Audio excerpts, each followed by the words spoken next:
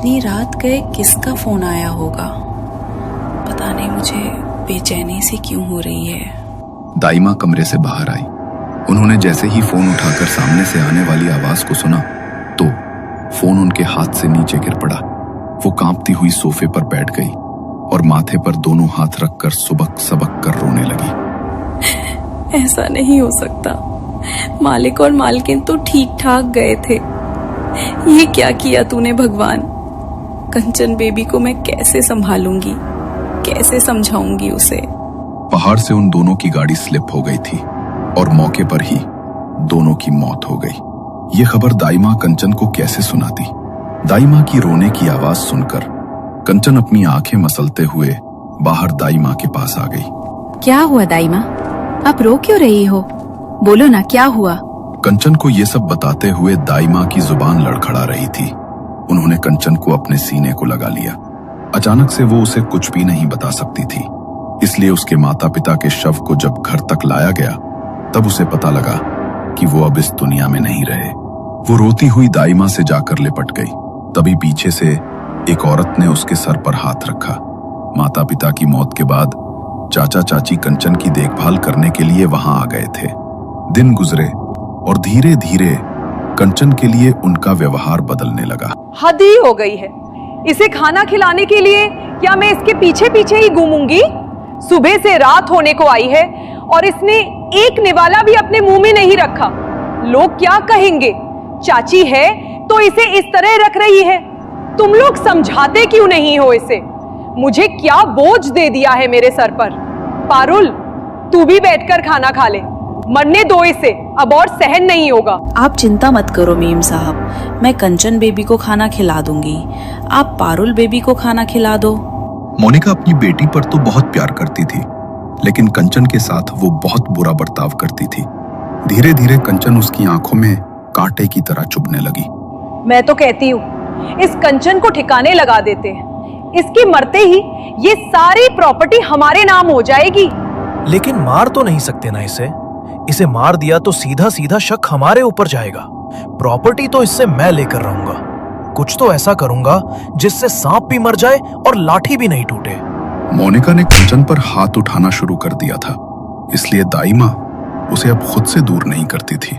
मैं समझती हूँ कि साहब और मेम साहब के जाने के बाद अब आप ही कंचन बेबी के माता पिता जैसे हैं। उनके ऊपर आपका अधिकार है।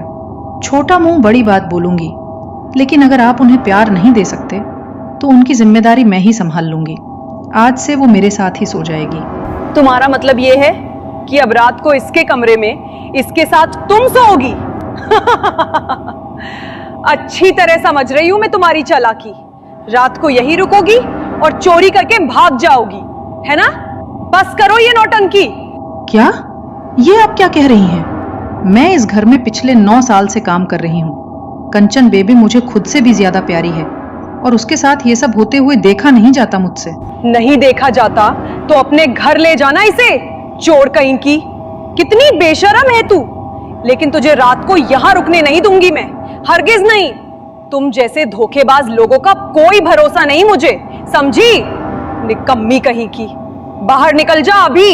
कंचन को भी अब अपने चाचा चाची के साथ रहना अच्छा नहीं लगता था। उसकी चचेरी बहन पारुल भी उसके साथ अच्छा बर्ताव नहीं करती थी। कंचन अकेली अपने कमरे में बैठी रहती। मोनिका उसे पारुल के साथ खेलने भी नहीं देती थी। कंचन का भी वहां दम घुटने लगा था। कंचन के घर के बगल में ही कंचन के माता पिता ने दाई माँ को एक छोटा सा घर रहने के लिए दिया था।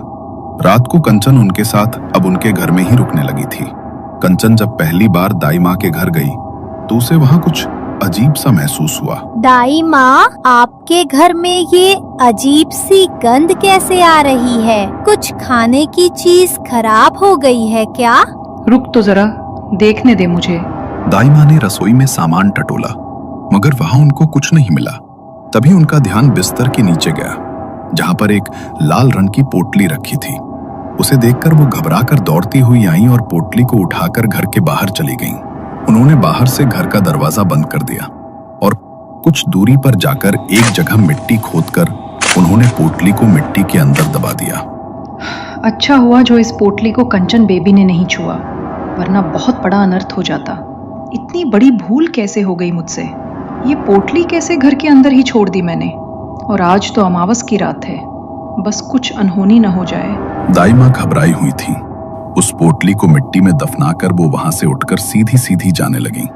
तभी पीछे से उनके कानों में एक आवाज पड़ी, रुक जा, मुझे भी अपने साथ लेकर चल। उस आवाज को सुनकर उनके पसीने छूट गए। उन्होंने अपने कदमों की रफ्तार बढ़ाई और तेजी से घर की तरफ बढ़ने लगी। उनके कानों में बार बार पीछे से वो आवाज पड़ रही थी। वो दौड़ती हुई घर के अंदर घुसी और उन्होंने दरवाजे को अंदर से बंद कर लिया। वो हाफ रही थी और बुरी तरह पसीने से भीग चुकी थी। आपको क्या हो गया दाइमा? आप इतनी डरी हुई क्यों है? और आपको इतना पसीना क्यों आया हुआ है? कुछ नहीं, तू जा अंदर जाकर सो जा और अभी यहाँ पर मत आना।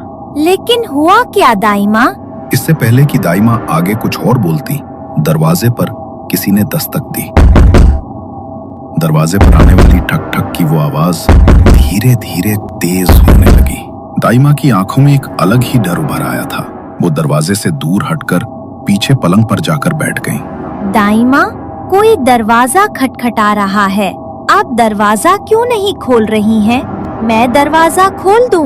मैंने तुझे बोला ना कि अंदर जा, तो तू अभी तक यहाँ पर क्या कर रही है? अंदर जा और जब तक मैं ना बोलूं तब तक बाहर मत आना। लेकिन दाइमा।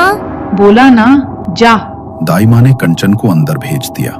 कुछ देर बाद उन्होंने अंदर जाकर देखा तो कंचन सो चुकी थी। उन्होंने अपने कमरे में सफेद रंग से एक गोल घेरा बनाया और उसमें तिकोने आकारों से एक आकृति उकेरी। उसके बीच में उन्होंने 5 दीपक जलाए और कुछ मंत्रों का उच्चारण करने लगी। कुछ देर बाद बाहर से आने वाली दरवाजा खटखटाने की वो आवाज बिल्कुल बंद हो गई। थोड़ी देर बाद दाइमा ने मंत्रों का उच्चारण रोक दिया और घर के अंदर से दरवाजे पर अपने खून से एक निशान बना दिया। आज तो जैसे तैसे बच गई। आगे से मुझे बहुत ध्यान रखना होगा। इस दलदल में धंसती ही चली जा रही हूँ। काश मैंने ये सब कभी शुरू ही न किया होता। कंचन दूसरे कमरे के दरवाजे से छिपकर ये सब देख रही थी, मगर उसे समझ नहीं आ रहा था कि आखिर दाइमा ने ये सब क्या किया और वो क्या बातें कर रही हैं। मगर धीरे धीरे जैसे कंचन बड़ी हुई तो उसे सब कुछ समझ आने लगा। आज कंचन 18 साल की हो गई थी। घर पर दाइमा ने उसके लिए केक बनाया था, मगर कोई भी उसके बर्थडे के सेलिब्रेशन के लिए खुश नहीं था। कम से कम आज तो आप लोग कंचन बेबी के लिए खुश हो जाओ। बेबी 18 साल की हो गई है आज। मालिक और मालकिन जिंदा होते तो बहुत खुश होते आज के दिन। हाँ, जिंदा होते तो खुश होते, लेकिन जिंदा तो नहीं है ना वो। खुद तो मर गए, लेकिन हमारे सर पर बोझ छोड़कर चले गए इसकी वजह से अपना सब कुछ छोड़कर यहाँ आना पड़ा हमें। रहने दो दाइमा, और कोई जन्मदिन नहीं मनाना मुझे। इस घर में अब एक भी पल रहती हूँ तो दम घुटता है मेरा। अगर आप लोग यहाँ पर मेरे साथ नहीं रहना चाहते तो आपकी मर्जी है। वैसे भी आज तक कोई ख्याल नहीं रखा है आप लोगों ने मेरा। अपने घर में अपनी दाई माँ के साथ अकेले रह सकती हूँ मैं। अगर जाना चाहें तो जा सकते हैं आप लोग। देखो तो जरा कैसे कैंची की तरह जुबान चल रही है इसकी। बचपन से लेकर अब तक हमने तेरा ध्यान रखा, और अब जब बड़ी हो गई तो हमें ही यहाँ से जाने के लिए कह रही है। एहसान फरामोश कहीं की।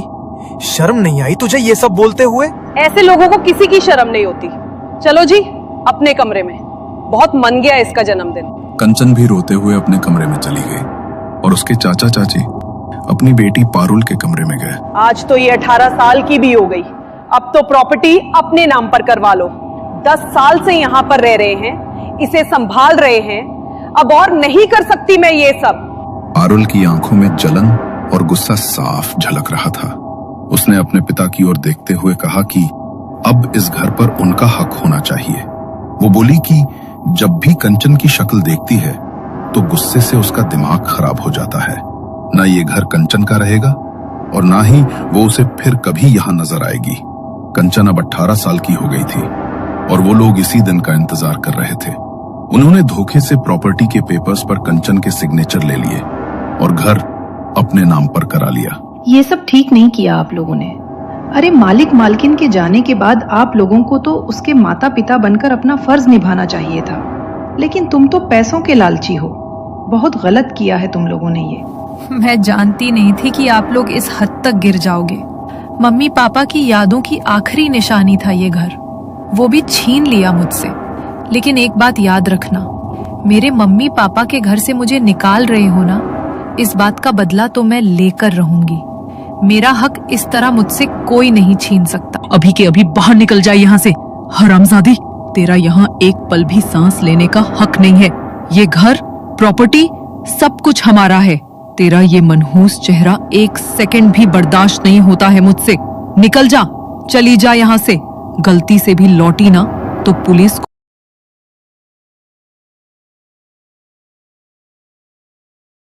जंजीरों में बांधकर फिकवा दूंगी। बाहर निकल अभी। कंचन रोती हुई दाई माँ के साथ उनके घर आ गई, मगर उन लोगों ने तो वो घर भी हड़प लिया था, इसलिए उन दोनों को किराए पर एक छोटा सा घर लेना पड़ा। दाई माँ, उन लोगों ने मुझसे मेरा सब कुछ छीन लिया। माँ पापा ने जो घर आपको दिया था वो भी छीन लिया।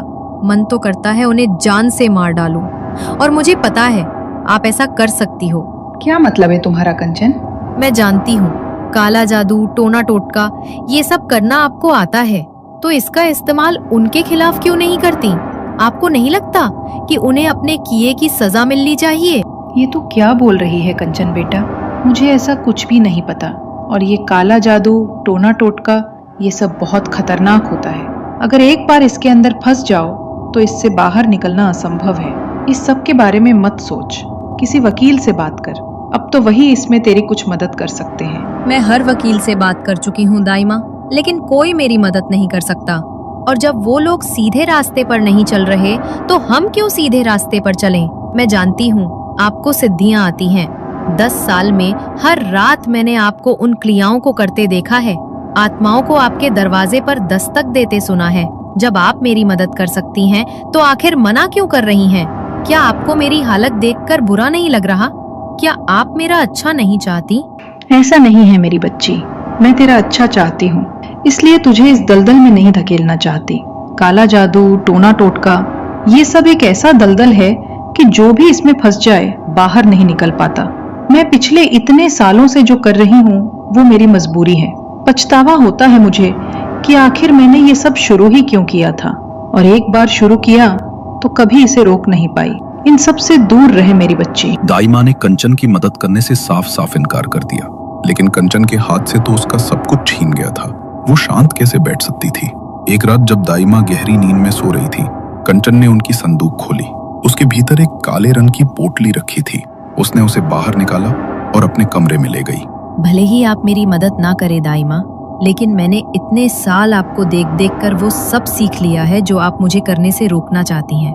भले ही इसका अंजाम मेरे लिए जो भी हो, लेकिन मेरे साथ जो ये सब हुआ है इसका बदला तो अब मैं लेकर रहूंगी। कंचन के हाथ लग गई है वो काली पोटली जिसे दाई माँ सालों से छिपा कर रखती थी।